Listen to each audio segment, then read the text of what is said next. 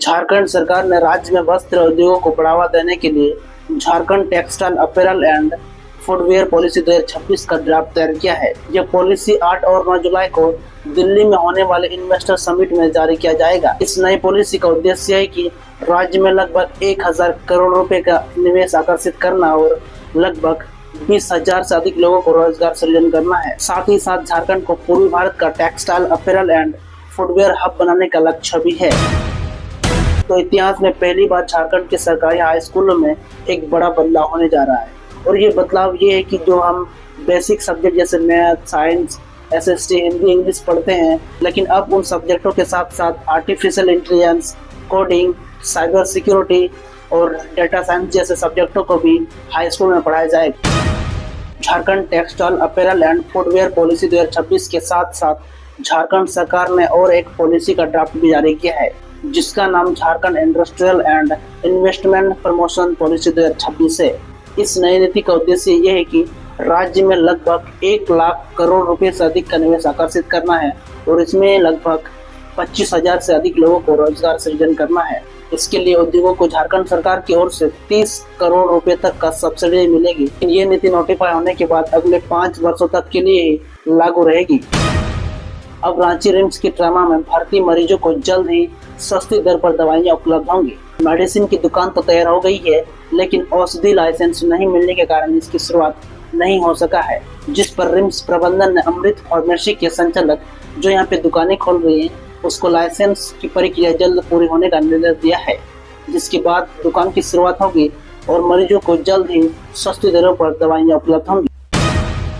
4 जुलाई की तारीख भारत की सेमीकंडक्टर मिशन के लिए एक ऐतिहासिक दिन साबित हुआ। गुजरात के सानंद में स्थित सीजी सेमीकॉन ऑफसेट प्लांट से पहली made in India commercial semiconductor chip की पहली खेप अंतर्राष्ट्रीय बाजार के लिए रवाना हुआ है। इस अवसर पर जमशेदपुर की बेटी तनिषा गौतम ने पीएम मोदी से सीधे संवाद कर झारखंड का मान बढ़ाया है। झारखंड के वित्त मंत्री राधाकृष्ण किशोर ने अपनी सुरक्षा को लेकर आपत्ति जताई। मंत्री ने पुलिस अधिकारियों को पत्र लिखकर कहा कि आप लोग अपनी सुरक्षा वापस ले जाइए। अब से मेरी सुरक्षा की जिम्मेदारी वायु श्रेणी के सुरक्षा कर्मियों की नहीं होगी। इसके बाद उनकी सुरक्षा में तैनात 16 पुलिसकर्मी वहां से हट गए। साथ ही साथ मंत्री ने 3 बोलेरो और एक जिप्सी भी वापस लौटा दी। मंत्री ने कहा कि वो उग्रवाद प्रभावित क्षेत्र से आते हैं, वो उग्रवादियों और अपराधियों से लड़ना जानते हैं। झारखंड की समृद्ध पारंपरिक कला और सांस्कृतिक विरासत को राष्ट्रीय मंच पर एक नई पहचान मिलने जा रही है। राज्य सरकार द्वारा 8 और 9 जुलाई को दिल्ली के ताज पैलेस में आयोजित नेशनल स्टेक होल्डर कंसल्टेशन 2026 में सरायकेला के कलाकार और विश्व प्रसिद्ध सरायकेला छाव के पारंपरिक मुखौटा शिल्पकार सुमित महापात्र अपने टीम के साथ झारखंड की पारंपरिक कला का प्रदर्शन करेंगे। इसके लिए सुमित महापात्र ने अपने टीम के साथ मिलकर भगवान श्री कृष्ण स्वरूप के 150 पारंपरिक छाव मुखौटा तैयार किए हैं।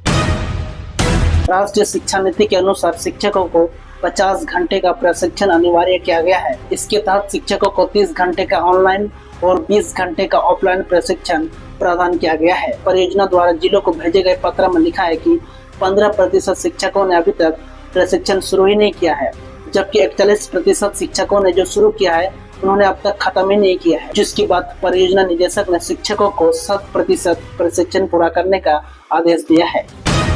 देवघर ने मरीजों और उनके परिजनों की सुविधा को ध्यान में रखते हुए सेवादान आरोग्य फाउंडेशन के साथ एक समझौते ज्ञापन पर हस्ताक्षर किया है। इस समझौते के तहत संस्थान परिसर में विश्राम आवास का निर्माण और प्रबंधन किया जाएगा। इस विश्राम आवास में 100 व्यक्तियों के लिए डॉर्मेट्री, 20 व्यक्तियों के लिए कमरे और 100 व्यक्तियों की क्षमता रखने वाले भोजन कक्ष बनाए जाएंगे। सुविधा झारखंड और आसपास के राज्यों से आने वाले मरीजों और उनके परिजनों को ध्यान में रखते हुए विकसित की जा रही है। झारखंड के देवघर जिले के युवाओं के लिए रोजगार का एक सुनहरा मौका सामने आया है। देवघर के डीसी सौरभ कुमार भुवानिया की अध्यक्षता में आयोजित जिला स्तरीय समिति की बैठक में होमगार्ड भर्ती प्रक्रिया को आधिकारिक मंजूरी दी गई है। बैठक में यह निर्णय लिया गया कि भर्ती के लिए आवेदन जमा करने की प्रक्रिया जुलाई 2026 के मध्य से शुरू हो जाएगी। वहीं राजकीय श्रावणी मेला 2026 के सकुशल समापन के बाद फिजिकल टेस्ट, लिखित परीक्षा और भर्ती के लिए चयन की प्रक्रिया आगे बढ़ाई जाएगी।